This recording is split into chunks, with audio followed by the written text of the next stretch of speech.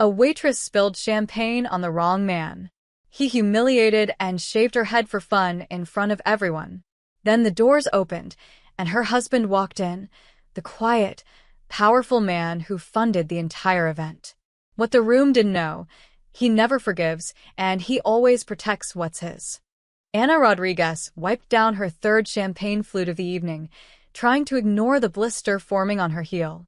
The Grand Meridian Ballroom sparkled like something out of a fairy tale: crystal chandeliers, silk tablecloths, women in gowns that cost more than her yearly rent. She didn't belong here, not really. But when her manager called at 4 p.m. begging someone to cover Maria's shift at this charity banquet, Ana had said yes. She always said yes. "More champagne over here," a voice barked from table 7. Ana grabbed a fresh bottle from the service station and headed over, her sensible black flats squeaking slightly on the polished marble. Table 7 was loud. 6 young men in expensive suits, their faces flushed from drinking, their laughter cutting through the chamber music like broken glass. She recognized one of them from the newspapers. Ethan Marlowe, 28 years old, heir to the Marlowe Group, one of the biggest real estate developers in New York. His father owned half of Manhattan, and Ethan acted like he owned the other half. "Finally," Ethan said as Ana approached. He didn't look at her face, just thrust his empty glass toward her like she was invisible. Ana's hands trembled slightly as she poured. She'd been on her feet for 6 hours. The bottle was heavier than it looked, and the chandelier light was right in her eyes, and the champagne splashed over the rim of Ethan's glass, spilling onto his crisp white shirt and navy suit jacket. The table went silent. "Oh my God, I'm so sorry." Ana grabbed a napkin, her heart hammering. "Let me. Are you kidding me?" Ethan shot to his feet, holding his arms out. The champagne had left a dark stain across his chest. "This is a $5,000 suit. I'll get club soda. I can fix it." "You can fix it?" Ethan's voice rose, and suddenly everyone nearby was turning to look. "Do you have any idea what this jacket costs?" "What my shirt costs. More than you make in 6 months, sweetheart." Ana's face burned. "Sir, I really am sorry.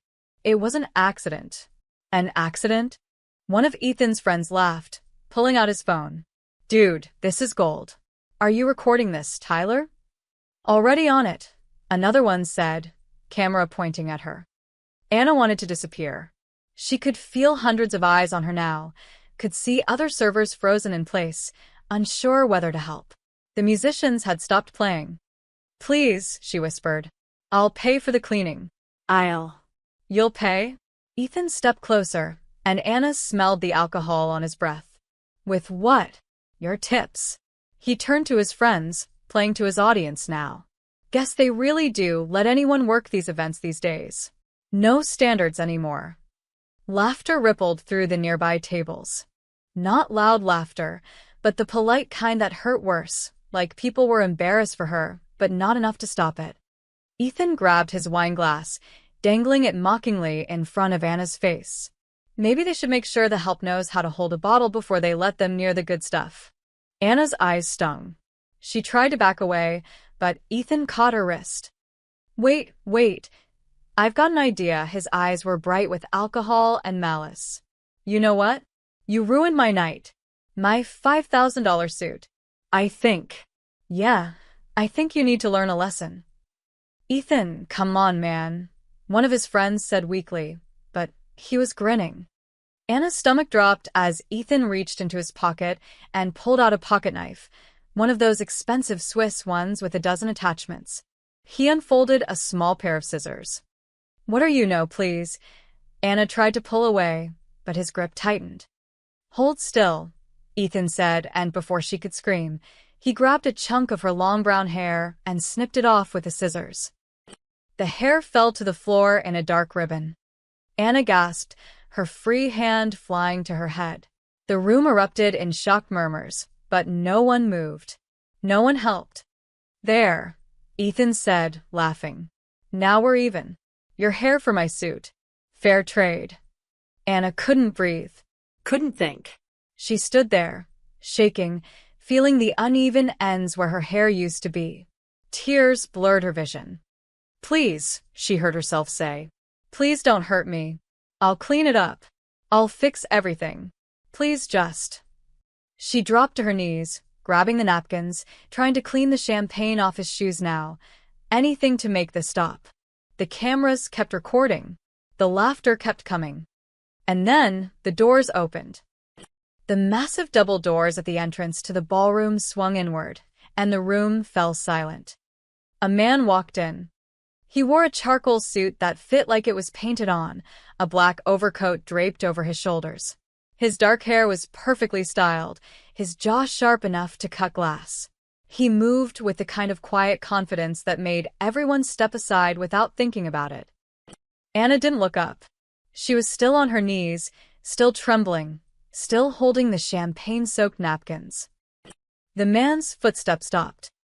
Anna finally raised her head, and her breath caught. Matteo. Her husband's dark eyes took in the scene. Anna on the floor, hair in her hand, tears on her face. Ethan standing over her, scissors still in his grip, grinning for the cameras. For 3 seconds, nobody moved. Then Matteo walked forward. Slowly, deliberately. He unbuttoned his overcoat as he moved, slipping it off his shoulders. When he reached Anna, he knelt down and draped the coat over her, covering her shaking shoulders. "Stand up, Cara," he said softly. Anna stood on unsteady legs, and Matteo rose with her, keeping one hand on her back. Then he turned to face Ethan Marlowe. "You just humiliated my wife," Matteo said. His voice was quiet, calm, terrifying. "And you did it in my house." Ethan's grin faltered. "Your house." "I funded this entire event," Matteo said. "This room, this charity, everything you're standing on." "Mean it." The color drained from Ethan's face. Matteo's expression never changed. "And you thought it would be fun to cut her hair off like an animal." Every camera in the room was now pointed at them. "You made a mistake tonight, Mr. Marlowe," Matteo said quietly. "And I'm going to make sure you understand exactly what that mistake cost you." Ethan's laugh came out nervous, forced. "Look, man, I don't know who you think you are." "Security," Matteo said, not raising his voice, not even looking away from Ethan. For men in black suits materialized from the edges of the ballroom. They moved like shadows, silent and efficient. "Wait, you can't just..." Ethan backed up a step, his friends suddenly very interested in their phones, in the floor, in anything but helping him. "Escort Mr. Marlowe and his guests out," Matteo said. "They're no longer welcome." "This is insane." Ethan's voice cracked. "My father donated $50,000 to this charity. You can't throw me out of a public event." Matteo finally smiled, and it was the coldest thing Anna had ever seen. "This isn't a public event, Mr. Marlowe. This is my event. My charity. My ballroom," he paused. "And that was my wife." The security team moved in. Ethan tried to pull away, but one of the men gripped his elbow firmly. Not violent, not aggressive, just absolutely immovable. "You're going to regret this," Ethan shouted as they guided him toward the exit. "My father will destroy you. Do you know who we are?" Matteo's expression never changed. "Yes." "Do you know who I am?" The question hung in the air as security escorted all 6 young men out. The ballroom remained silent except for the sound of expensive shoes on marble and Ethan's fading protests. When the doors closed, the murmuring started. Hundreds of conversations at once, a wave of whispers and speculation. Anna stood frozen in Matteo's coat, aware that every person in the room was staring at them. Her hand went to her hair again, feeling the jagged, uneven cut. Shame burned through her chest. "Matteo," she whispered, "please, can we just go?" He turned to her, and his expression softened. The dangerous man disappeared, replaced by the husband she knew, the one who made her coffee every morning, who fell asleep during movies, who left post-it notes with terrible jokes on the bathroom mirror. "Of course," he said gently. He kept his arm around her shoulders as he guided her toward a side exit, away from the cameras and curious eyes. But before they left, he paused and looked back at the crowd. "Enjoy your evening," he said pleasantly. "The bar remains open. All drinks are on the house." A ripple of uncertain applause followed them out. The car ride home was silent. Anna sat in the back of the town car, wrapped in Mateo's coat, staring out the window at the glittering Manhattan skyline. Her hands wouldn't stop shaking. "Anna," Mateo said quietly, "look at me." She couldn't. "Kara, please." "You shouldn't have done that," she said, her voice barely audible. "You made a scene. Everyone was watching. Everyone recorded it. This is going to be everywhere." "Good." She finally looked at him. "Good? Mateo, this is my fault. I spilled champagne on him. I should have been more careful. And now you've made an enemy of the Marlowe family over nothing." "Nothing." Mateo's jaw tightened. "Anna, he cut your hair. He humiliated you in front of hundreds of people. He treated you like you were less than human. That's not nothing. But starting a war over it."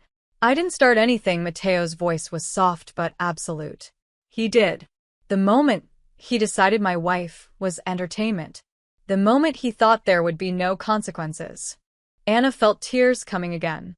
She pressed her palms against her eyes, trying to stop them. "I just wanted to help Maria with her shift.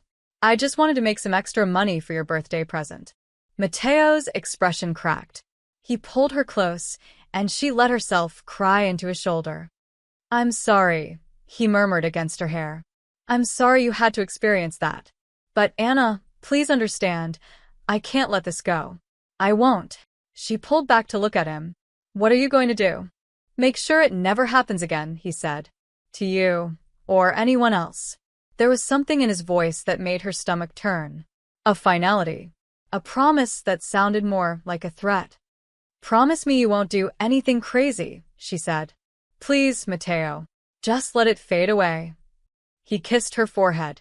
"Too late, Kara," he whispered. The scene was theirs. The ending's mine. By 6 a.m., Anna's phone wouldn't stop buzzing.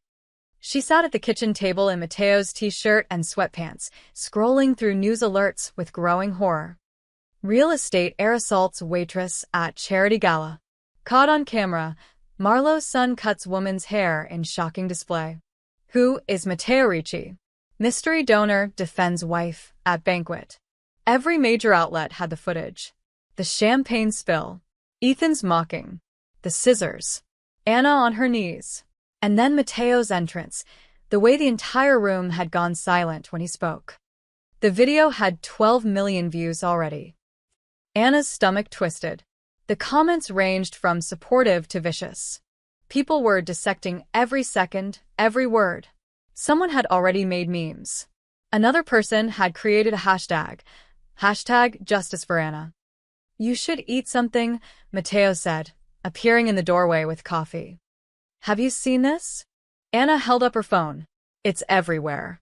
They're calling it this champagne scandal. People are posting my picture, trying to find out where I work, where we live."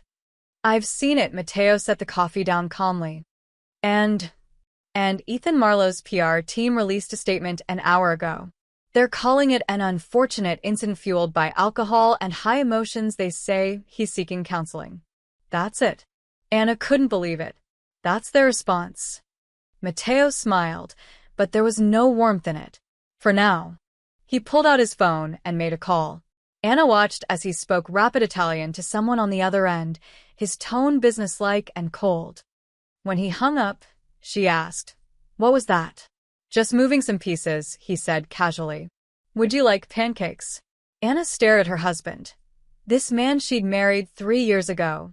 This man who claimed he worked in international investments and never quite explained what that meant, and realized she was watching something begin. Something that wouldn't end with an apology or a PR statement.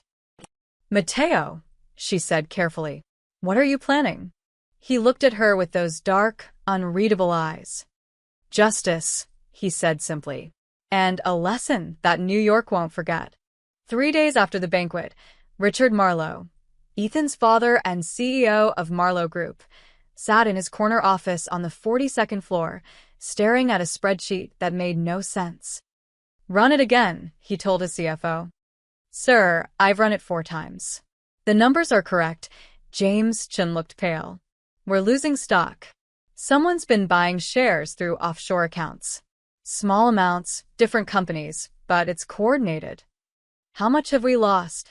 "Control of 8% so far. But it's accelerating." Richard's jaw clenched. 8% didn't sound like much, but it was enough to shift board votes. Enough to cause problems. Who's buying? That's the thing. We can't trace it. Shell companies in the Cayman Islands, Luxembourg, Singapore. All legitimate on paper, but the actual owners are hidden behind layers of corporate structures. Richard thought about the video that had been playing on loop for 3 days. His idiot son cutting off some waitress's hair. The mysterious man who'd thrown Ethan out. Matteo Ricci. He'd made calls. Called in favors. Asked around about Ricci. The answers he got back made his blood run cold.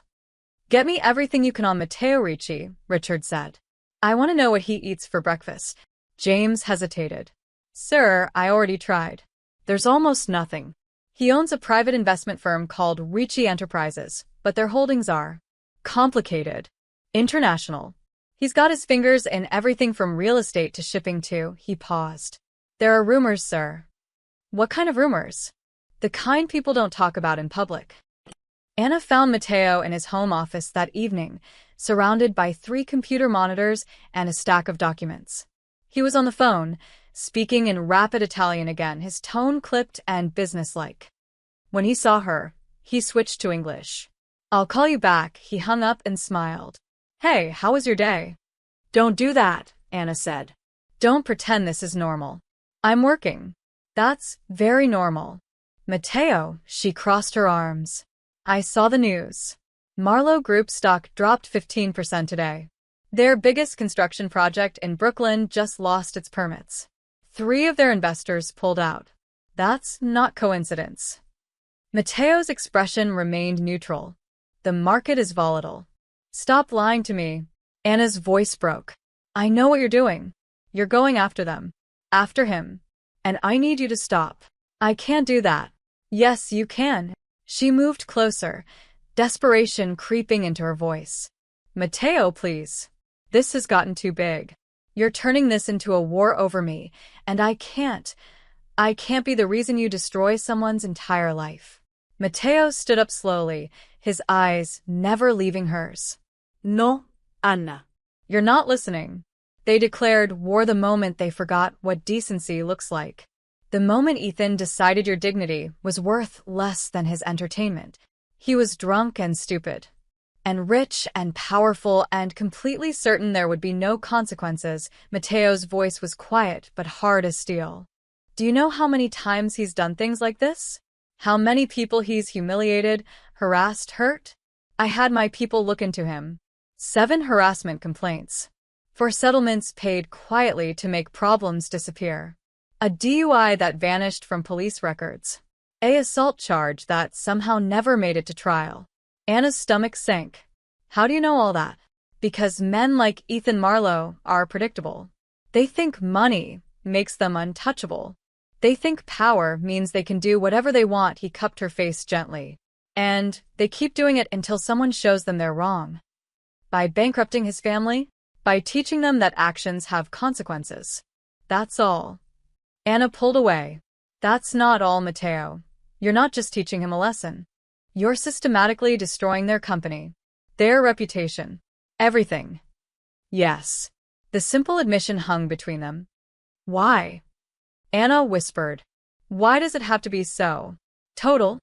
Matteo was quiet for a long moment. Then he said, "When I was 12 years old, I watched my mother get fired from her cleaning job because her boss grabbed her, and she pushed him away. She reported it. He denied it. She lost everything while he got promoted." His eyes were distant.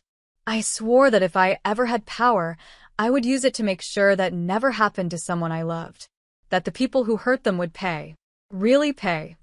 Anna felt tears burning again. "I'm not your mother, Matteo.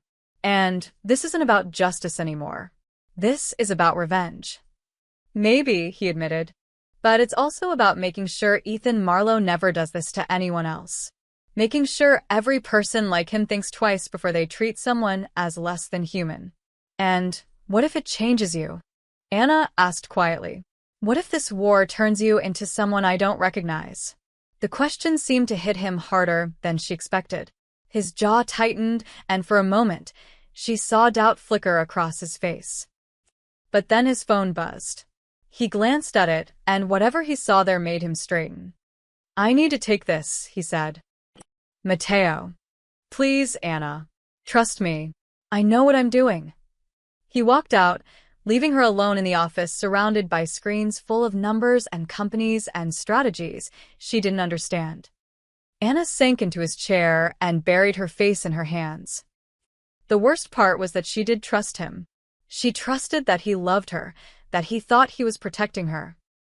But she also knew that once you started a war, you couldn't always control how it ended. And she was terrified of what Mateo would become before this was over. That night, Richard Marlowe got an email from his bank. Due to regulatory review, all business accounts ending in 4892, 3021, and 7766 have been temporarily frozen, pending investigation. Those were their primary operating accounts, the ones they used to pay contractors, suppliers, employees. He called the bank immediately. I'm sorry, Mr. Marlowe, the manager said. It's out of our hands. Federal audit. We have no timeline. Richard hung up and stared at his phone. Then he did something he hadn't done in 20 years. He felt afraid. The headline appeared on the New York Financial Times website at 6 a.m. on Monday morning. Shadow investor Matteo Ricci under investigation for charity fund manipulation. Anna saw it while making coffee. Her hands froze on the mug. The article was detailed, damning. It claimed that Matteo had funneled charity donations through his private companies, using nonprofit events to launder money and manipulate investors. Anonymous sources, close to the investigation, suggested he had ties to organized crime, that he used intimidation tactics, that the banquet incident was just the tip of a much darker iceberg. They're fighting back, Matteo said calmly from behind her. Anna jumped, nearly dropping the mug. Did you see this? They're calling you a criminal. They're saying you manipulated charity funds that you're connected to. She couldn't even say it. The mob. Matteo smiled and took the phone from her hand. He scrolled through the article, his expression never changing. It's a good strategy, actually. Can't fight me in business, so discredit me publicly. Make me the villain. This isn't funny. I'm not laughing, but he was still smiling. Anna, this is exactly what I expected. The Marlowes are powerful people. They have friends in media, connections in law enforcement, politicians on speed dial. Of course they're going to hit back. But these accusations, if people believe this, they won't. Matteo set the phone down and pulled her close. Because I have something they don't. What? The truth. By noon, 3 more articles had appeared. Different publications, same theme. Matteo Ricci was dangerous. His wealth was suspicious. The charity banquet was a front. Sources claimed he'd threatened Ethan Marlowe's family, that his business practices were questionable at best, criminal at worst. Channel 7 News ran a segment with a former business associate who claimed Matteo had intimidated him into selling his company. The man looked nervous, reading from notes, but his story was compelling. Anna watched from the couch, her anxiety building with each new report. The comment sections were turning. People who'd supported her days ago were now questioning everything. Maybe the husband is connected to organized crime. The whole thing seems suspicious now. Rich people destroying each other, who cares? Matteo walked in carrying his laptop, completely unbothered. He actually looked pleased. Why are you smiling? Anna demanded. They're destroying your reputation. They're swinging blind, Matteo said, settling beside her. Watch what happens when someone fights in the dark versus someone who can see. He opened his laptop and typed rapidly. I have a friend at the Times. Real journalist, not the kind you can buy. I'm sending him something. What? The full footage. Unedited. Everything the cameras caught that night. Anna's breath caught. The banquet? But that's already everywhere. No. What's everywhere is a 2-minute clip. The champagne spill, the hair cutting my entrance. Very dramatic, Mateo's fingers flew across the keyboard. But the event was 3 hours long. Every moment recorded by the venue's security system. And I own the venue.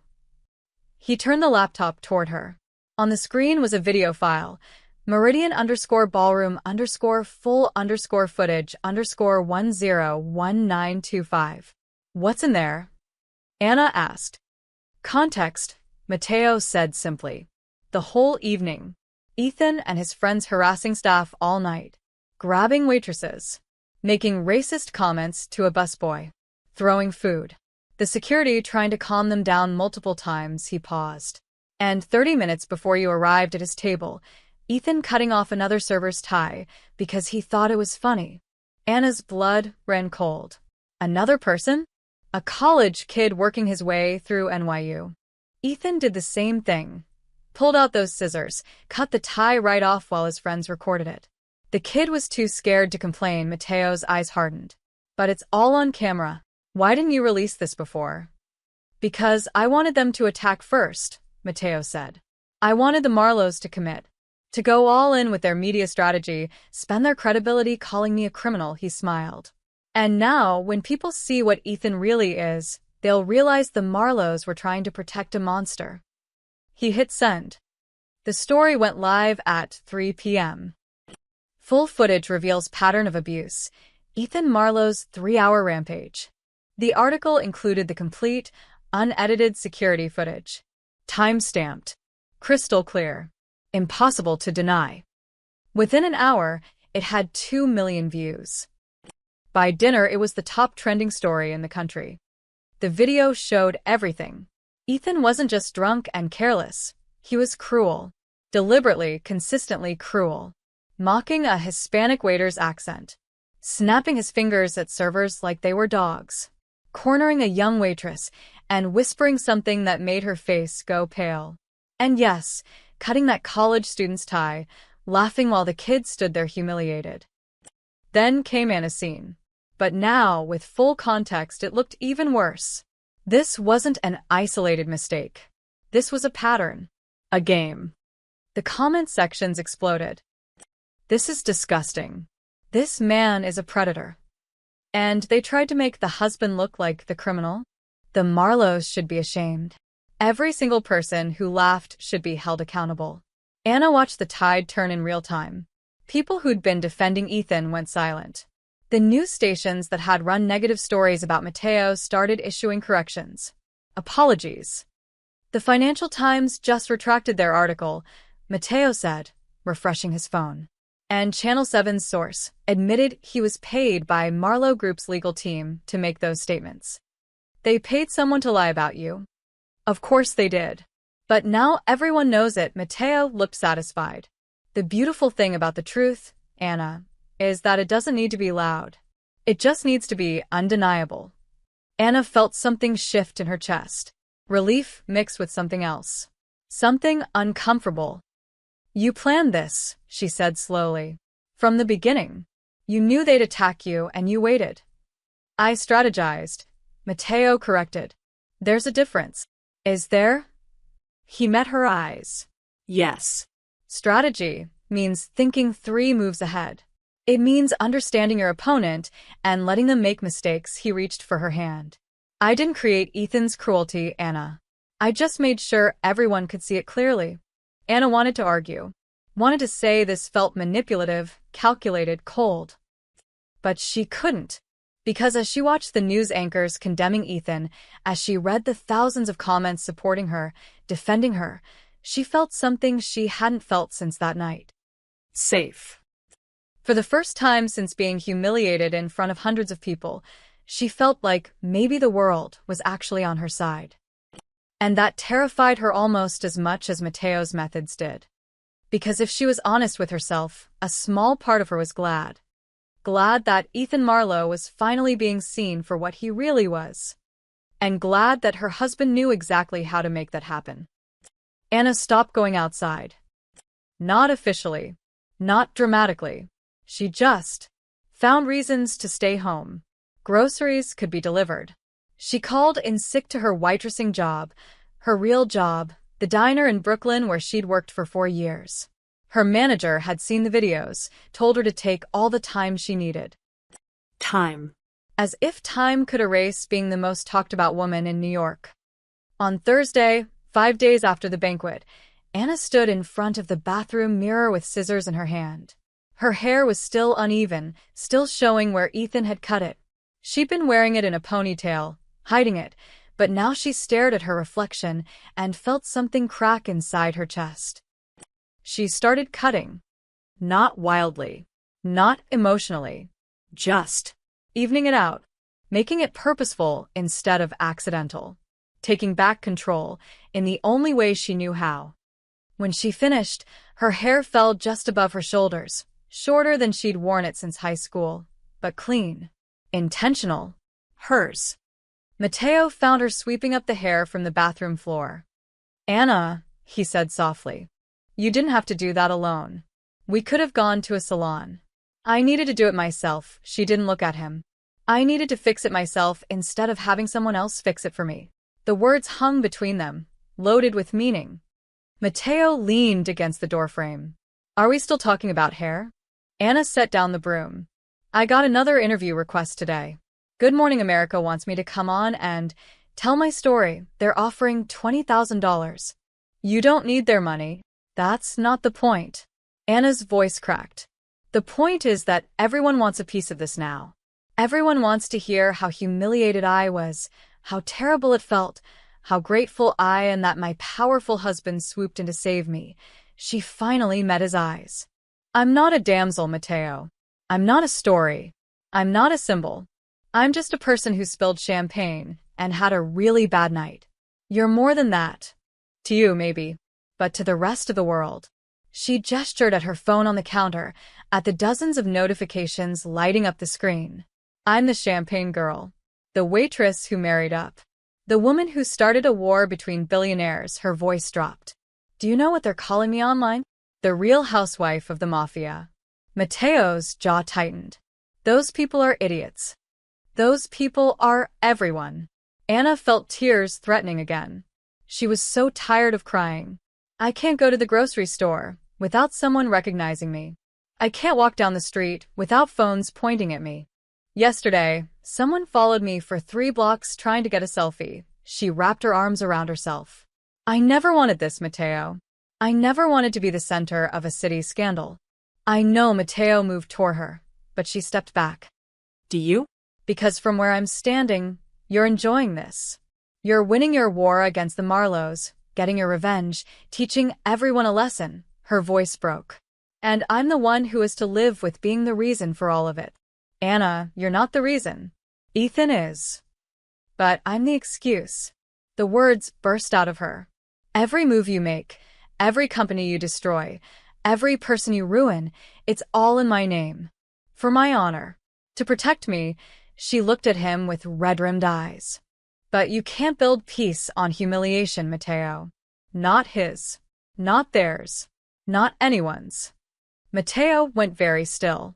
What are you saying? I'm saying this needs to stop. Anna's voice shook but stayed firm. I know you think you're protecting me. I know you think you're creating justice. But all I see is more pain, more destruction, more people getting hurt, and it's all attached to my face, my name, my life. They hurt you first. And now you're hurting them back, and it doesn't make what happened to me any less real. Anna wiped at her eyes angrily. It doesn't change the fact that I was humiliated. It doesn't erase the video. It doesn't give me back my dignity. All it does is make me feel like I'm responsible for whatever happens to them. Mateo looked stricken. You're not responsible. I am. But we're married, Anna whispered. What you do in my name. And I can't carry that weight, Mateo. I can't be the reason someone's life falls apart, even if they deserve it. The bathroom fell silent except for the drip of the faucet. Finally, Mateo spoke, his voice barely audible. So, what do you want me to do? Anna had been asking herself that question for days. What did she want? For Ethan to face consequences? Yes. For people to understand what he'd done? Absolutely. But for his entire family to lose everything? For Mateo to become someone who destroyed lives as easily as he saved hers? I want you to remember why you're doing this, she said finally. Is it for justice? Or is it for revenge? Because those are different things, Mateo. And I'm not sure you know the difference anymore. Mateo stared at her for a long moment. Then, quietly, maybe you're right. What? You said I can't build peace on humiliation. He moved closer, and this time, she didn't step back. But maybe I can build justice on memory. On making sure this matters. On creating something good from something terrible. How? I don't know yet, he touched her new, shorter hair gently. But you're right. I've been so focused on destroying them that I forgot what I'm actually fighting for. His dark eyes met hers. I'm fighting for a world where what happened to you never happens to anyone else. And I can't create that world through destruction alone. Anna felt something loosen in her chest. Not relief, exactly, but hope. So you'll stop? She asked. Mateo hesitated. I'll adjust. Think strategically instead of emotionally, he cupped her face. But Anna, I can't completely stop. Not until I'm sure they understand. Not until there's real change. It wasn't the answer she wanted. But looking into his eyes, seeing the conflict there, the war between his love for her and his need for justice, she understood. This wasn't over. But maybe, just maybe, it could end differently than she feared. Okay, she whispered. Just remember who you are. Remember why I married you. Why did you marry me? Mateo asked softly. Anna managed a small, sad smile. Because you were the kindest man I'd ever met. Don't forget that kindness, Mateo. Even when you're being strategic. He kissed her forehead, and she felt him tremble slightly. Her words had gotten through. Not enough to stop him, but enough to change him. And for now, that would have to be enough. The call started Monday morning. Richard Marlowe's phone rang at 7 a.m. It was the head of the city's building department. Richard, we've got a problem with the Hudson Yards project. New environmental assessment came through. Looks like we'll need to halt construction pending review. Environmental assessment? We passed inspection 3 months ago. New regulations. Federal. Out of my hands. Saw the... Richard hung up and immediately got another call. The Brooklyn Development Authority. The permit for their luxury condo project in Williamsburg, the one that was supposed to break ground in 2 weeks, had been flagged for zoning inconsistencies. What inconsistencies? We've had approval for 8 months. There's some question about the original surveys. We'll need to re-review. Could take 60 to 90 days. By 9 a.m., Richard had received 4 more calls. Each project, delayed, reviewed, questioned, halted. Each excuse different, but the effect identical. Marlowe Group's operations were grinding to a stop. This is coordinated, Richard told his executive team in an emergency meeting. Someone is hitting us from every angle. But who has this kind of reach? His COO asked. This isn't just business pressure. This is regulatory, governmental. Richard said the name like a curse. He's got connections we don't understand. People we can't touch. James Chin pulled up a spreadsheet. It gets worse. 3 of our major suppliers called this morning. They're reassessing their partnership agreements translation. They're walking away from contracts. They can't just walk away. We have legal agreements. They're willing to pay the penalties. Someone's offering them better terms elsewhere. James's voice was grim. And sir, the stock dropped another 12% at market open. We're down 40% total from last week. 40%. In 1 week. Richard felt the walls closing in. Anna saw the news while at the diner. She'd finally returned to work, needing normalcy more than she needed to hide. Her coworkers treated her carefully, like she might break, but at least they treated her like a person. The TV above the counter showed a financial news segment. Marlowe Group in freefall. What's behind a real estate giant's sudden collapse? Rough week for those guys. Jake, the line cook, commented. Couldn't happen to nicer people, though. Did you see what that Ethan kid did to you? Anna's stomach twisted. Yeah, I was there. Oh, right. Sorry, Jake looked embarrassed. I just meant karma, you know? Karma. Everyone kept using that word, like the universe was naturally balancing itself, not being deliberately pushed by her husband's invisible hands. She pulled out her phone and texted Mateo. We need to talk. Tonight. His response came immediately. Of course. I love you. 3 words that used to make her feel safe. Now they made her feel complicit. That afternoon, the health inspector showed up at 3 Marlowe-owned hotels simultaneously. Code violations everywhere. Outdated fire suppression systems. Improper food storage. Issues that had somehow never been problems during previous inspections. This is harassment. Richard shouted into his phone at the inspector's supervisor. These hotels have been operating for 15 years. Then they've been violating code for 15 years, Mr. Marlowe. I suggest you address it. The fines would be in the millions. The repairs would take months. The publicity would be devastating. And through it all, Matteo Ricci's name appeared nowhere. No obvious connections, no traceable interference. Just a series of unfortunate coincidences that were anything but coincidental.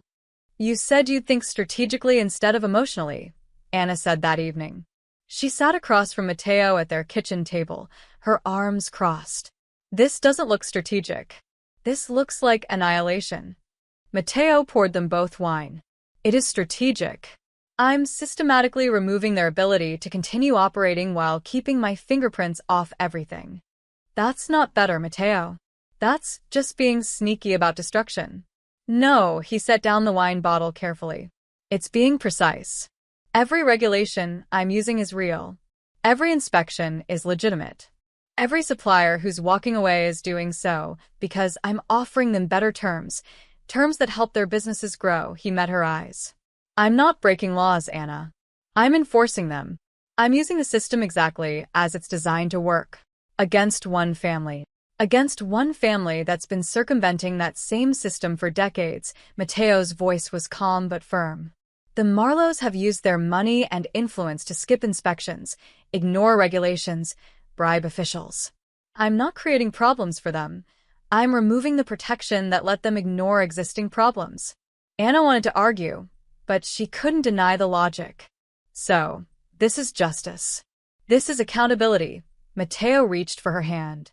And Anna, I promise you, I'm doing this carefully, thoughtfully.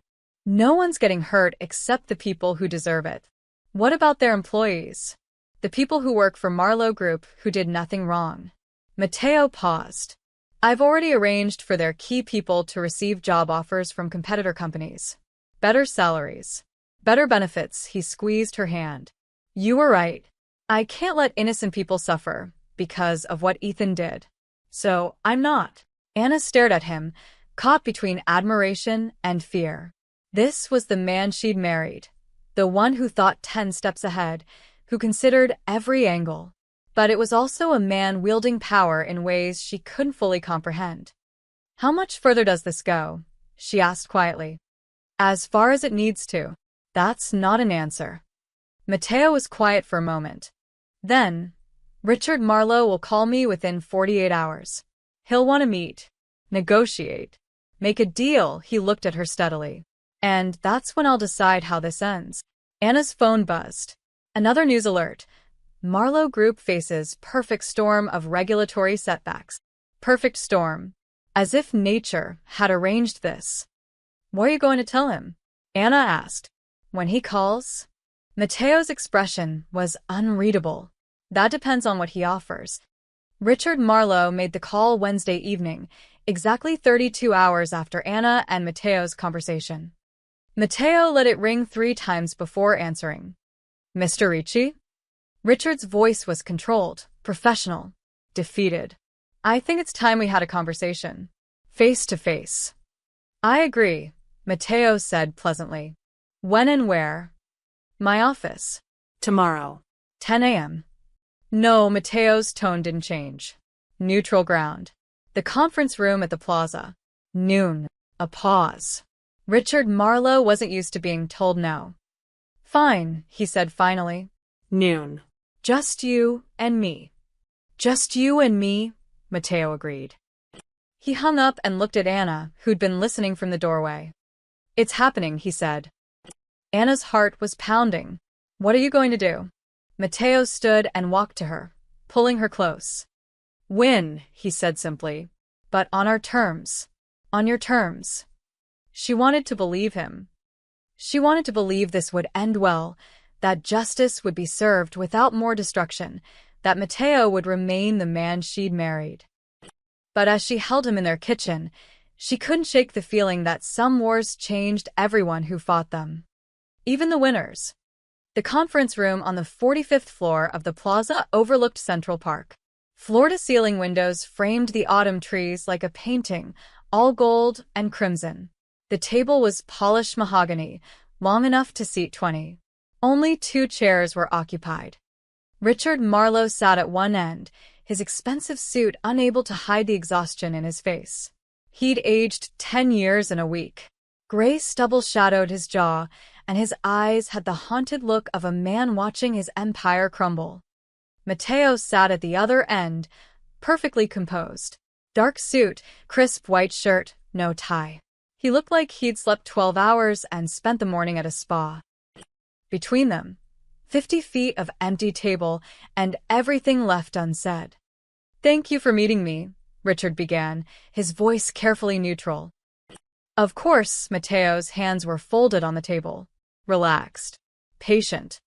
Richard cleared his throat. I'll be direct. I know what you're doing. The stock purchases, the regulatory pressure, the supplier issues. It's coordinated. It's deliberate. And it's devastatingly effective. Is it? Mateo's expression gave away nothing. You know it is, Richard leaned forward. My company has lost 42% of its market value in 1 week. Projects are stalled. Investors are panicking. Our reputation is in shambles, he paused. You've made your point, Mr. Ricci. You've shown us you have power. That we made a mistake. Your son made a mistake, Mateo corrected softly. You're just paying for it. Ethan is young, stupid, and drunk on privilege. I know that. His mother and I are horrified by what he did to your wife. Richard's voice was sincere, pleading. But destroying our entire company, putting thousands of people out of work, that's not justice. That's overkill. Mateo said nothing, just waited. Richard reached into his briefcase and pulled out a folder. I'm prepared to make this right. Ethan will issue a public apology. A real one, written by him, acknowledging what he did. We'll donate $5 million to a charity of your wife's choosing. And he slid the folder across the table. We'll offer you a 10% stake in Marlowe Group. Full voting rights. A seat on the board.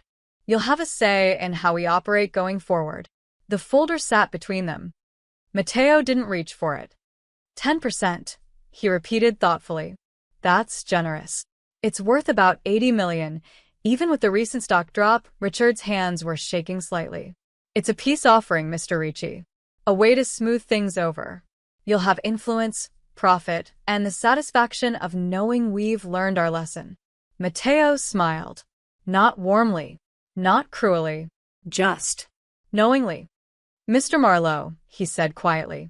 I think you misunderstand the situation. What do you mean? You're offering me a seat at your table. A piece of your company. A way to profit from your family's business. Mateo stood slowly, walking along the length of the table toward Richard. His footsteps echoed in the silent room. But you see, I don't want a piece of your table. He stopped directly across from Richard. I own the building it sits in. Richard's face went pale. What? The conference room doors opened. 2 men in suits entered. Lawyers, by the look of them. They carried document folders. These are representatives from Apex Holdings, Kronos Investment Group, and Sterling Capital Partners, Mateo said calmly. You might recognize those names. They're the shell companies that have been buying your stock. Richard's hands clenched on the armrests of his chair. Over the past 7 days, through 32 different acquisition vehicles across 14 countries, I have purchased, either directly or through controlled proxies, 51% of Marlowe Group's outstanding shares. Mateo's voice never rose above conversational. As of 9 a.m. this morning, I own controlling interest in your company. The lawyers placed 3 folders in front of Richard. Legal documents, acquisition papers, stock certificates. All real, all legally binding, all already filed with the SEC. That's impossible, Richard whispered, flipping through the papers with shaking hands. This kind of acquisition, the coordination, the capital required, is substantial, yes, Mateo agreed. But not impossible, just expensive. And I have expensive resources. Richard looked up, his face ashen. You can't do this. There are laws, hostile takeover regulations, all of which I've followed precisely. Mateo returned to his seat, settling back comfortably. Every purchase was legal. Every disclosure properly filed. Every regulation satisfied. Your lawyers are welcome to review the documentation. They'll find it's airtight. The room was silent except for the sound of papers rustling as Richard desperately searched for something, anything, that would make this untrue. Why? Richard finally asked, his voice hoarse. If you already control the company, why agree to this meeting? Why let me embarrass myself with offers you don't need? Mateo's expression softened slightly. Because my wife asked me to think strategically instead of emotionally. And strategy requires understanding your opponent. He gestured at the folder Richard had brought. Your offer told me everything I needed to know. You think this is about money, about power, about business. Isn't it? No, Mateo's voice went cold. It's about ensuring that what happened to Anna never happens to anyone else. It's about teaching your family and every family like yours that there are consequences for cruelty. Real consequences. Richard slumped in his chair, defeated. So what now? You liquidate the company? Sell it off in pieces? Destroy everything my father built? That depends, Mateo said. On what? On whether you're willing to actually change, Mateo stood. I own 51%, Mr. Marlowe. But you still own 23%. Your board still has influence. Your name is still on the company. He moved toward the door, then paused. The question is, are you willing to use that influence to build something better? Or will you fight me and watch everything burn? Richard looked at the documents spread in front of him. Decades of work. His father's legacy. His son's inheritance. All of it now controlled by the man whose wife Ethan had humiliated for entertainment. I don't have a choice, do I? Richard said bitterly. You always have a choice, Mateo replied. You just don't have control anymore. There's a difference. He walked to the door, then looked back one final time.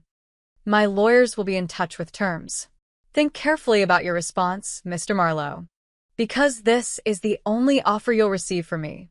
And if I refuse, Mateo smiled. Then you'll learn exactly how thoroughly I can dismantle a company I own controlling interest in. Legally. systematically. Completely. The door closed behind him with a soft click. Richard Marlowe sat alone in the conference room, surrounded by papers that proved he'd lost a war he didn't even know he was fighting until it was already over. Anna was folding laundry when her phone exploded with notifications. Not metaphorically. Actually exploded. Buzz after buzz until she grabbed it in frustration and saw the headline trending across every social media platform. Federal investigation. Marlowe Group allegedly diverted charity funds for tax evasion scheme. Her stomach dropped. She clicked the article. The byline was from ProPublica, a respected investigative journalism outlet. The piece was detailed, methodical, devastating. According to leaked documents from an ongoing federal investigation, Marlowe Group had been using charity events, including the very banquet where Anna had been humiliated, to funnel donation money through shell corporations. The donations were written off as tax deductions while the money was secretly routed back to Marlowe Properties through consulting fees and service contracts. The article included copies of financial records, email chains, bank statements. Everything meticulously documented. Everything damning. One email, sent from Ethan Marlowe's personal account, literally said, "Dad, The charity loop works perfectly. We write off 2M, cycle it back through the Cayman account, and pocket 18M clean. Inspector won't touch it. Anna read it 3 times, her hands shaking. Then she read the disclaimer at the end. Marlowe Group representatives declined to comment. Federal investigators would neither confirm nor deny the existence of an investigation. Her phone rang. Mateo. Don't, she said when she answered. Anna. Don't tell me you didn't do this. Don't tell me it's coincidence. Her voice was shaking. A federal investigation? Leaked documents? The timing is too perfect, Mateo. Silence on the other end. Say something, Anna demanded. I didn't leak anything, Mateo said carefully. I don't know who gave those documents to ProPublica, but you knew they existed. Yes, and you knew they would surface. I suspected. Anna closed her eyes. How long have you had those documents? Anna. How long? A pause. Then, quietly. About 4 days. My forensic accountants found them while doing due diligence after the acquisition. 4 days. He'd been sitting on evidence of federal crimes for 4 days. Waiting. Planning. You could have turned them over to authorities immediately, Anna said. That's what a normal person would do. I could have, Mateo agreed. But normal people don't win wars. This isn't a war, Mateo. This is, she struggled for words. This is complete destruction. You didn't just beat them. You buried them. They buried themselves, Mateo said, his voice hardening. Those documents are real, Anna. Those crimes are real. I didn't make Ethan write that email. I didn't force the Marlowes to steal from charity. I just made sure the truth came to light by leaking it to the press instead of law enforcement. I didn't leak anything. But if someone else did, someone who works at Marlowe Group, someone who is disgusted by what they found, I can't control that. Anna felt sick. The plausible deniability was so perfect it was almost beautiful. Mateo's fingerprints were nowhere on this. The leak could have come from anyone, an angry employee, a whistleblower, a federal agent. And yet she knew. Deep in her bones, she knew. You orchestrated this, she whispered. I ensured justice was served. Stop calling it justice. Anna shouted, surprising herself. This is revenge, Mateo. Complete, total, overwhelming revenge. You didn't just make them pay for what Ethan did. You destroyed their entire legacy, their company, their reputation, their freedom if this federal investigation is real. If. Mateo's voice went cold. Anna, they committed crimes. Real crimes. They stole from charities that help sick children, homeless families, cancer patients. They took money meant for people who desperately needed it and used it to buy vacation homes and luxury cars. His voice shook with genuine anger. So yes, I made sure those crimes were exposed. And yes, I made sure it happened in the most public, most devastating way possible. Because that's what they deserve. Anna sank onto the couch, the phone pressed to her ear. And what about what I deserve? What do you mean? I deserve a husband who doesn't terrify me, she said quietly.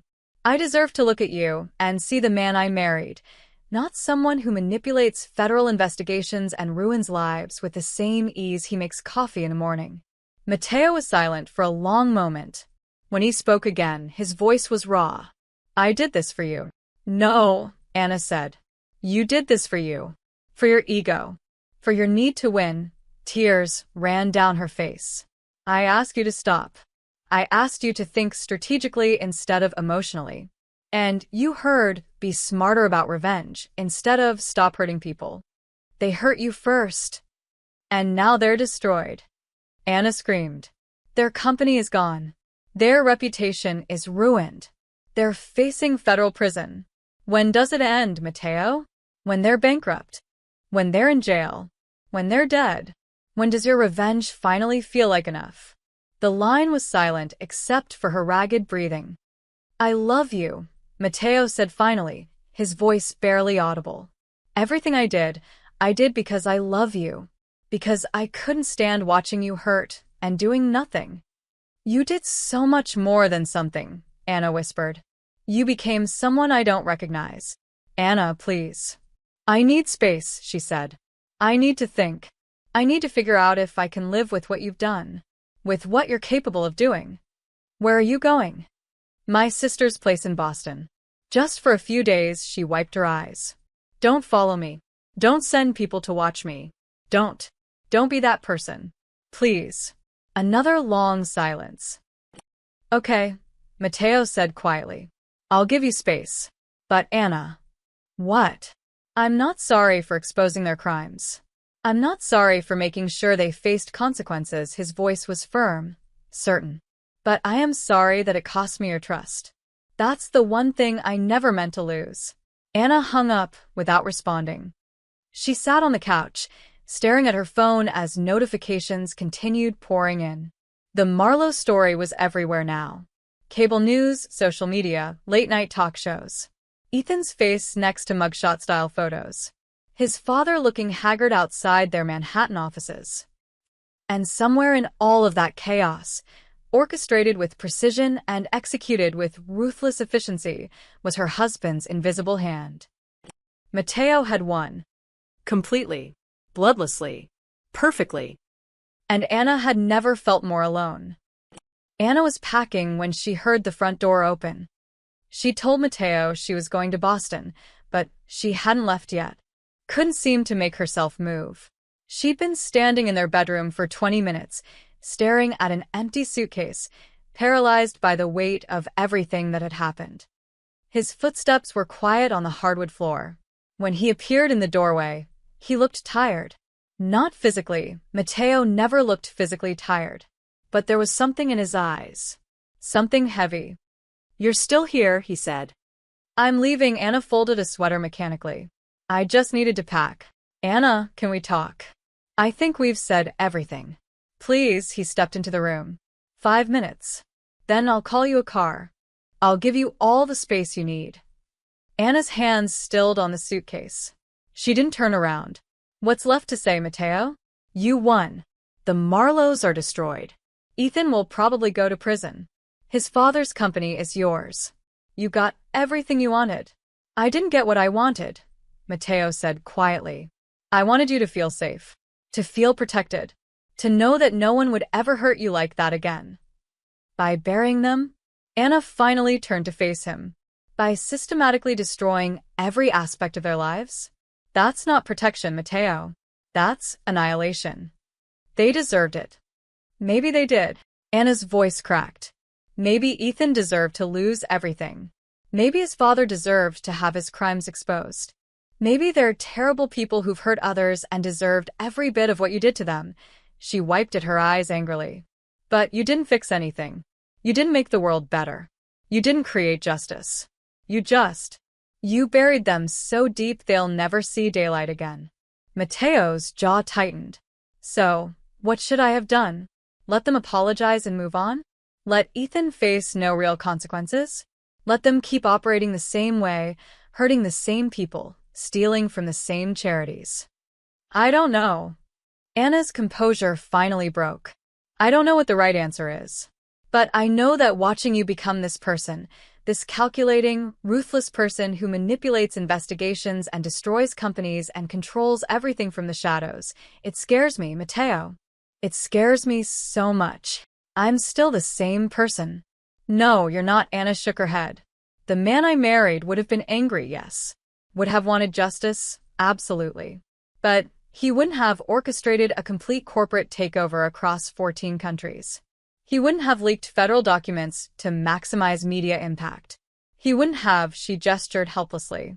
He wouldn't have enjoyed it. Matteo went very still. You think I enjoyed this? Didn't you? Anna met his eyes. Even a little? The strategy, the precision, the way every move worked perfectly? The way you sat across from Richard Marlowe and told him you owned his company? You can tell me it was all for justice, all for protection, but Matteo, there was power in it too. And power changes people. The words hung between them like smoke. You're right, Matteo said finally, his voice barely above a whisper. Anna blinked. What? You're right. He moved closer, slowly, like he was afraid she'd bolt. There was a part of me that felt satisfaction. watching them realize they'd underestimated me, watching their empire crumble, knowing I'd won so completely they couldn't even comprehend the scope of their loss. His hands clenched at his sides. And you're right to be scared of that, because I'm a little scared of it too. Anna's breath caught. When I saw you on your knees that night, Matteo continued, his voice raw, something in me broke. Or maybe it woke up. Something I've spent years keeping controlled, keeping quiet. He looked at her with haunted eyes. My mother died broken and poor because men with power crushed her and felt nothing. I swore I'd never let that happen to someone I loved. And when it did, when I saw you humiliated, crying, begging, his voice cracked. I became exactly what I needed to be to make sure it never happened again. A monster?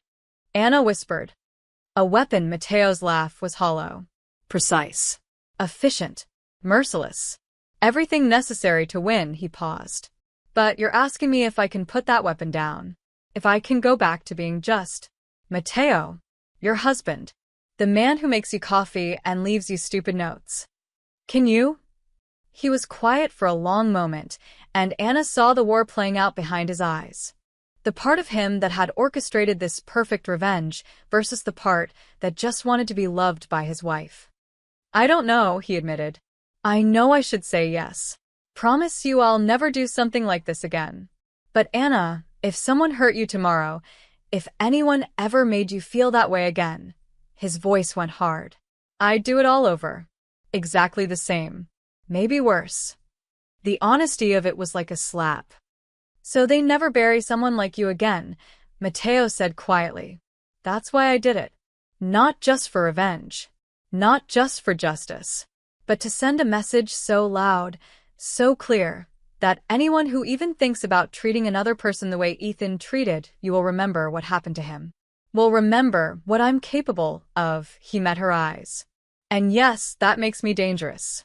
And yes, you should be scared. But I need you to understand, I'm only dangerous to people who hurt the ones I love. Anna felt tears streaming down her face. And what if that's not enough?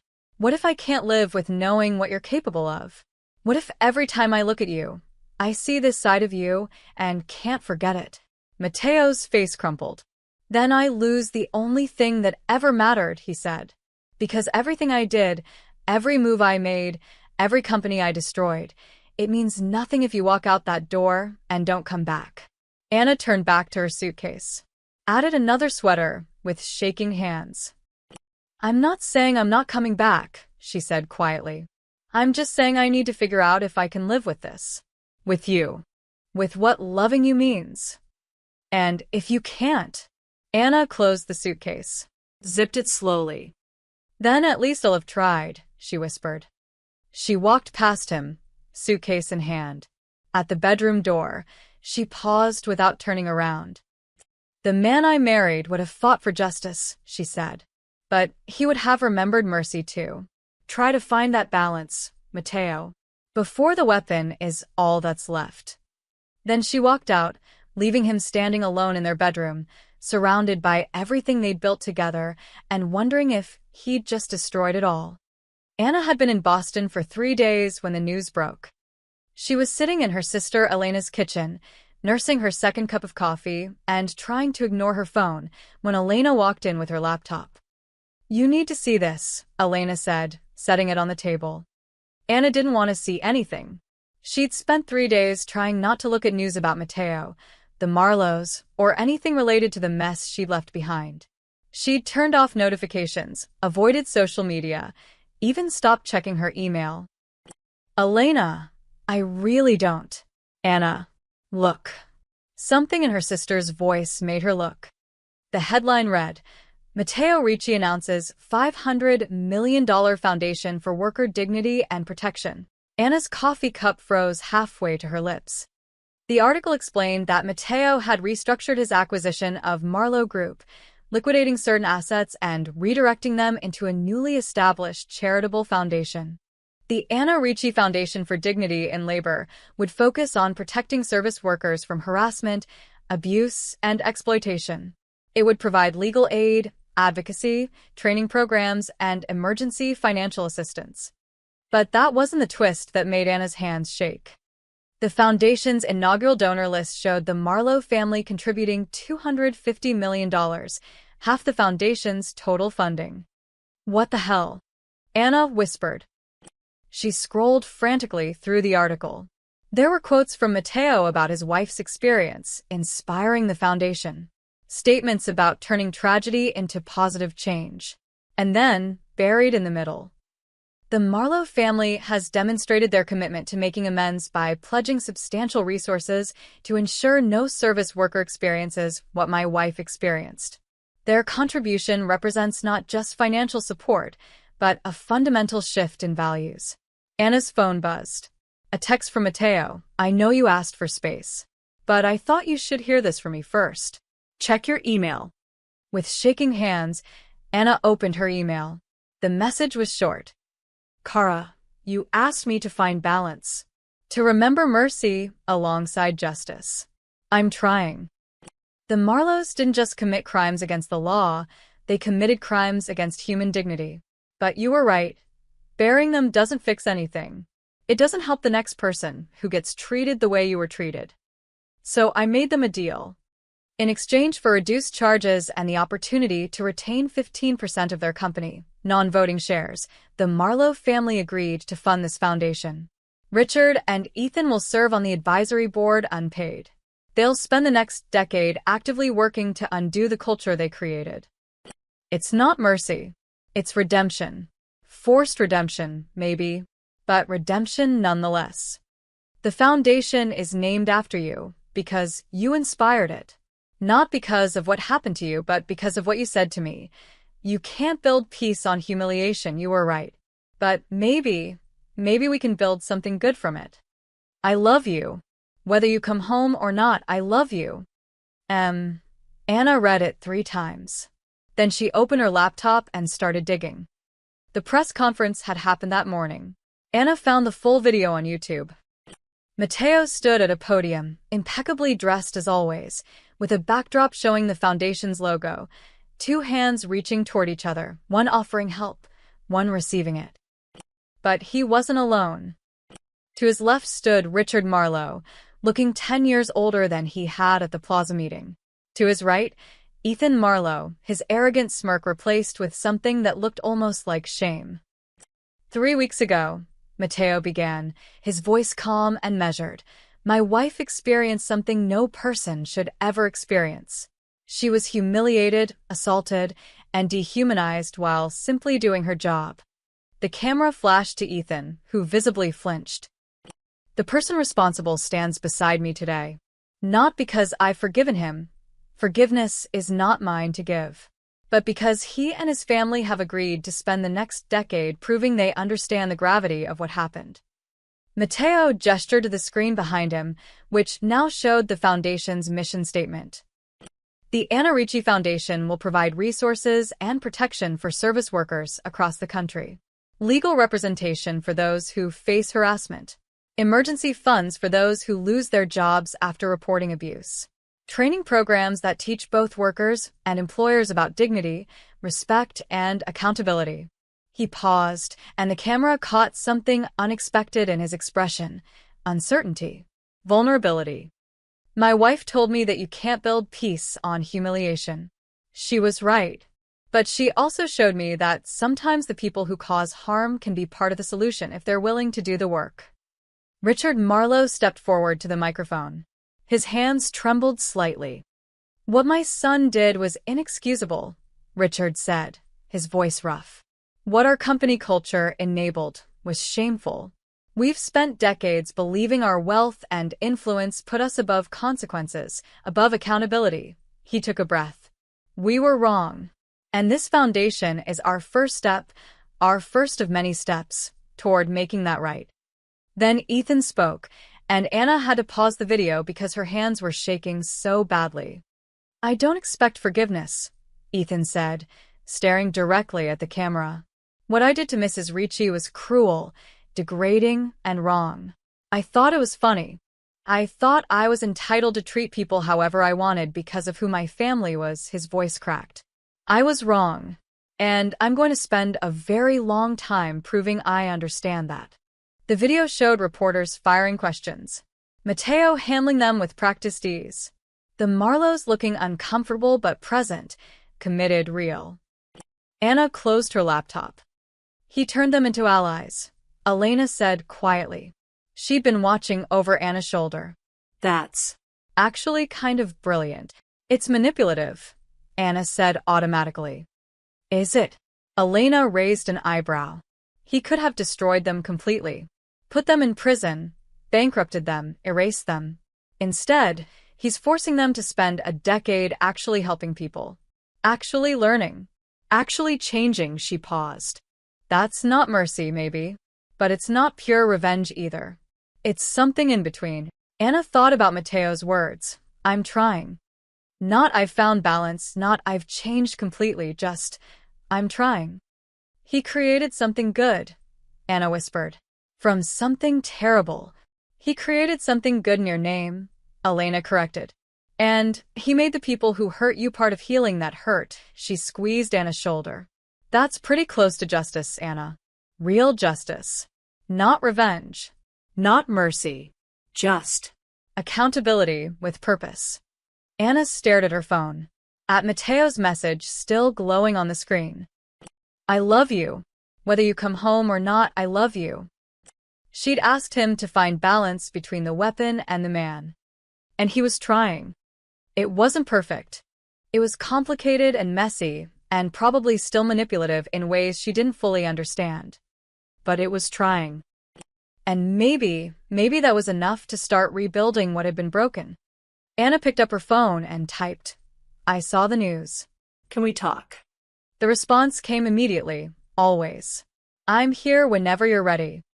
Not come home, not I need you, just I'm here whenever you're ready. Anna looked at Elena. Can I borrow your car? Her sister smiled. He's in New York. That's a 4-hour drive. I know. You sure you're ready? Anna wasn't sure of anything, but she knew that Mateo had heard her, had tried to change, had created something beautiful from something ugly. And she knew that whatever happened next, they needed to figure it out together.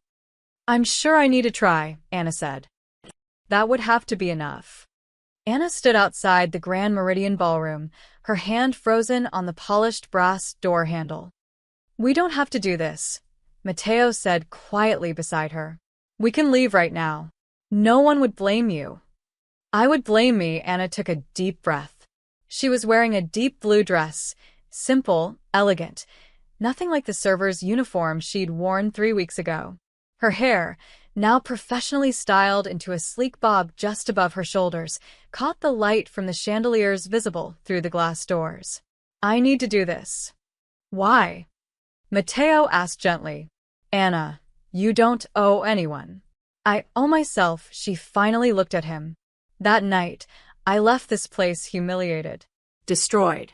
I let Ethan Marlowe take my dignity. She straightened her shoulders. I need to walk back in and take it back. Through the doors, she could hear music, conversation, the clink of glasses. The Foundation's inaugural gala was already in full swing. 300 guests, donors, advocates, journalists, politicians. All there to celebrate the Anna Ricci Foundation for Dignity in Labor. All there because of the worst night of her life. Ready? Mateo offered his arm. Anna hesitated, then shook her head. I need to walk in alone. Is that okay? Something flickered across Mateo's face.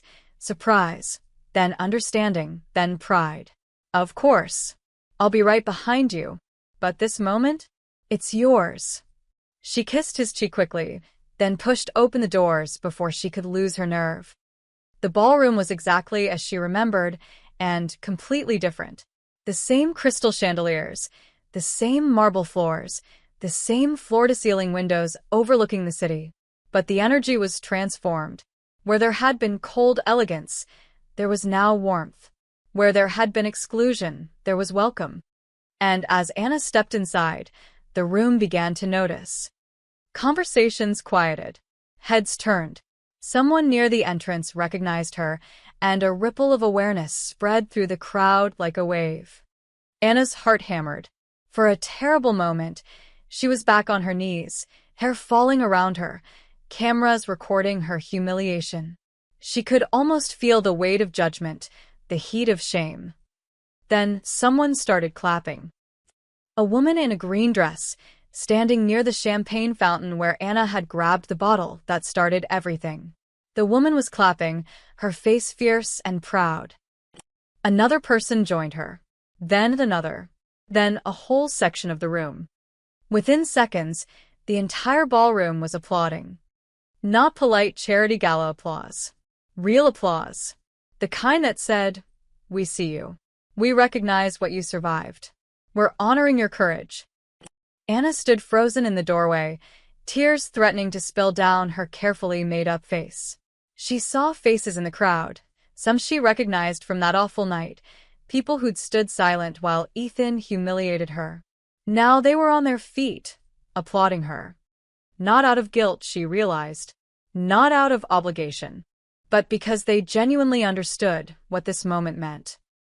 A server passed by carrying a tray of champagne. A young woman, maybe 22, with kind eyes. She paused beside Anna and whispered, "Thank you. For what you're doing. For all of us." Then she moved on, but her words stayed. For all of us. This wasn't just about Anna anymore. It was about every person who'd ever been treated as less than human while just trying to do their job. Every server who'd been harassed. Every worker who'd been belittled. Every person who'd been made to feel invisible and worthless. Anna wasn't just reclaiming her dignity. She was reclaiming theirs too. Mrs. Ricci, a gentle hand touched her elbow. A woman in her 60s, elegant and warm, wearing a name tag that read, "Board Member, Maria Santos. I'm so honored to meet you. Would you mind saying a few words?" I know it wasn't planned, but... Yes, Anna said, surprising herself. I'd like to. Maria led her through the crowd toward a small stage at the front of the ballroom. Anna's legs felt unsteady, but she kept moving. As she passed, people reached out, not to grab or demand, but to touch her hand briefly, to nod, to acknowledge her. She saw Richard Marlowe in the crowd, standing near the back with his wife. He looked older, grayer, diminished. When their eyes met, he nodded once, not apologetic exactly, but respectful, acknowledging.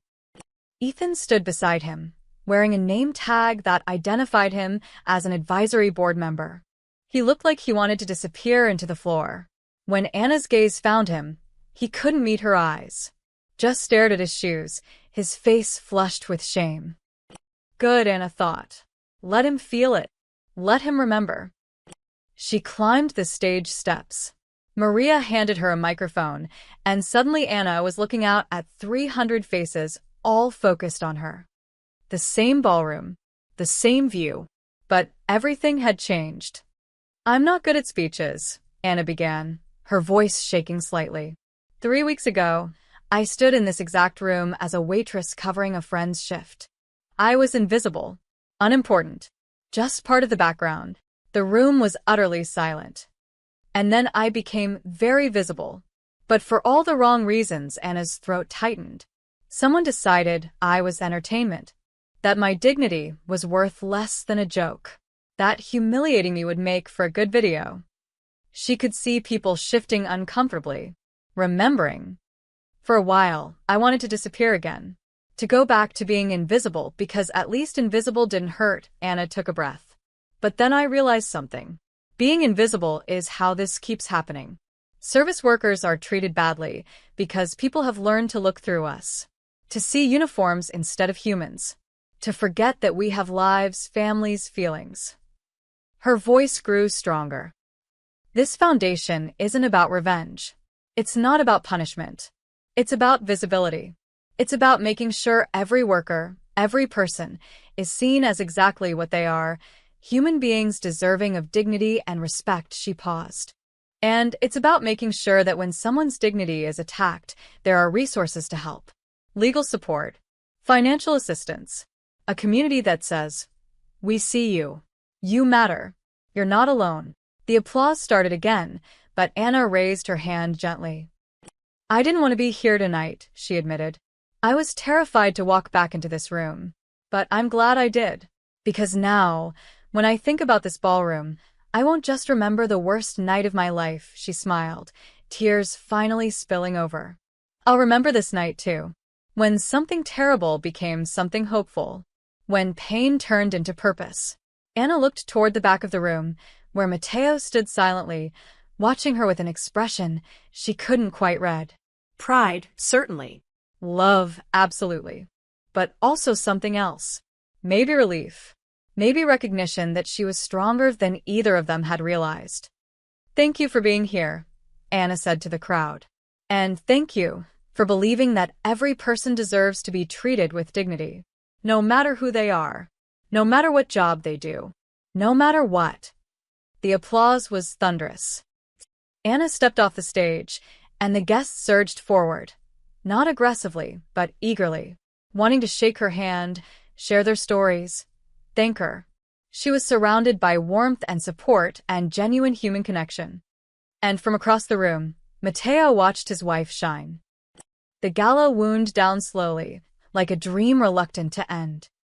Anna found herself at the champagne fountain, the same fountain where she'd grabbed the bottle 3 weeks ago. She stared at the bubbling golden liquid, watching it cascade down the crystal tears. Different view from up here, isn't it? She turned to find Ethan Marlowe standing a careful distance away, his hands in his pockets. He looked nothing like the arrogant heir who'd cut her hair. His expensive suit couldn't hide the exhaustion in his face, the weight he seemed to carry. Anna's first instinct was to walk away, but something made her stay. What do you want? She asked, not unkindly. To apologize. Really apologize. Not the PR statement my lawyers wrote. Ethan's voice cracked. Mrs. Ricci, what I did to you was unforgivable. I was drunk, yes, but that's not an excuse. I was cruel because I thought I could be. Because no one had ever made me understand that other people's dignity matters as much as my own entertainment. Anna studied him. And now I spend 60 hours a week working with the foundation. Meeting workers. Hearing their stories. Learning everything I should have learned 20 years ago, he swallowed hard. I can't undo what I did. But I'm trying to make sure I never become that person again. Why? Anna asked. Because my husband forced you to? At first, yes, Ethan met her eyes. But now? Because I saw the video. All of it. And I saw myself through everyone else's eyes. And I was monstrous. My own mother couldn't look at me for a week, his voice dropped. I'm ashamed of who I was. And I'm trying to build someone better. Anna was quiet for a moment. Then she said, I don't forgive you, Ethan. Not yet. Maybe not ever. I understand. But I believe you're trying. And that matters, she paused. Keep trying. Keep learning. Keep making sure other people don't suffer, because someone with power thinks it's funny. Ethan nodded, his eyes bright. I will. I promise. He walked away, and Anna felt something inside her shift. Not forgiveness, but closure. The beginning of healing. That was generous of you. Mateo appeared beside her, 2 champagne flutes in his hands. He offered her one, then paused. Or would you prefer something else? Anna took the glass, smiling slightly.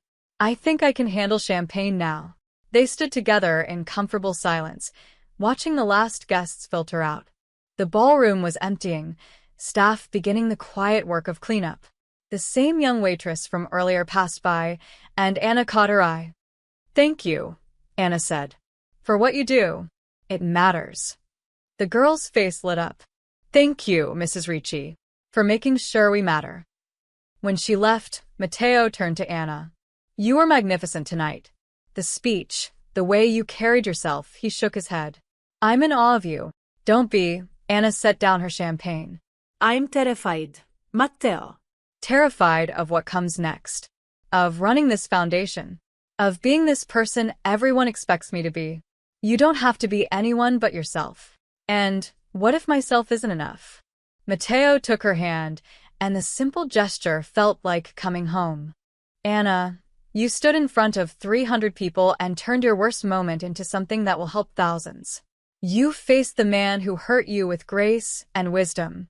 You walked back into the room where you were humiliated and left it as its ambassador. He squeezed her hand.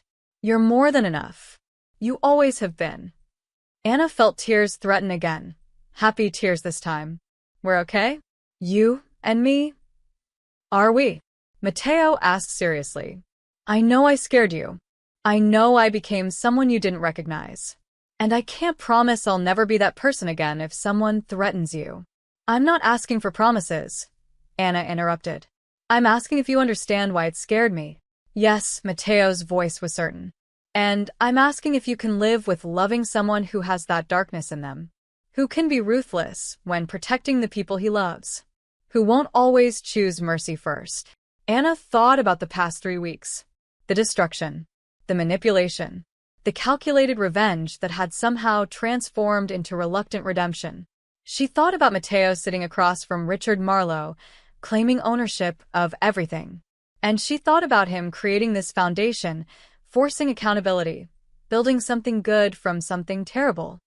I can live with it, she said finally, as long as you remember that the darkness isn't all you are, that there's kindness too, gentleness, love. I'll remember, Mateo promised. You'll make sure of it. They walked toward the exit together, Mateo's arm around her waist. At the doors, Anna paused and looked back at the ballroom one final time. The chandeliers still sparkled. The marbles still gleamed. But the ghosts were gone. The humiliation, the shame, the feeling of being small and powerless, all of it replaced with something new. Something stronger. Mateo followed her gaze. They mocked you in my house, he said quietly, his lips close to her ear. Now the city stands in yours. Anna smiled faintly, catching her reflection in the polished doors. Her short hair gleamed in the chandelier's light, elegant and intentional. She looked different than she had 3 weeks ago. Not just the haircut. Something deeper, something essential, had changed. She was no longer the humiliated waitress. No longer the victim. No longer invisible. She was Anna Ricci, the woman who had survived cruelty and transformed it into purpose. The woman who had inspired an empire to change its tone. The woman who had taught everyone watching that dignity wasn't something that could be cut away with scissors. It was something you carried inside, unbreakable, eternal. And standing beside her was the man who had declared war for her honor, but learned mercy through her wisdom. Imperfect, dangerous when needed, but hers. Ready to go home? Mateo asked. Anna took one last look at the ballroom, her ballroom now, in all the ways that mattered, and nodded. Yes, she said. Let's go home.